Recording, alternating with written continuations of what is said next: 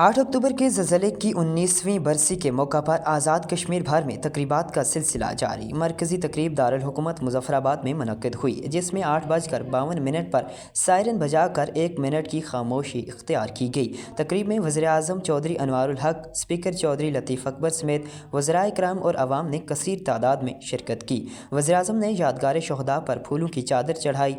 वज़ीर-ए-आज़म आज़ाद कश्मीर ने ज़लज़ले की बरसी के मौका पर अपने खिताब में पाकिस्तान को, पाक फ़ौज और दीगर ममालिक का शुक्रिया अदा किया। वज़ीर-ए-आज़म आज़ाद कश्मीर का कहना था कि 8 अक्टूबर 2005 के होलनाक ज़लज़ले से हज़ारों इंसानी जानें लुक़्मा अजल बन गई थीं।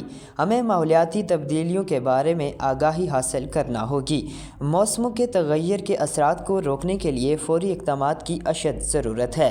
हमें अपने माहौल को बचाने के लिए आज से ही तरजीही बुनियादों पर इक़दामात करने होंगे। हम एक नए अज़्म और जज़्बे के साथ बेहतर मुस्तक़बिल की तामीर के लिए कोशां हैं। चौधरी अनवारुल हक़ का मज़ीद कहना था कि हमें अपने वसाइल पर भरोसा करना और अपने पाँव पर खड़ा होना होगा।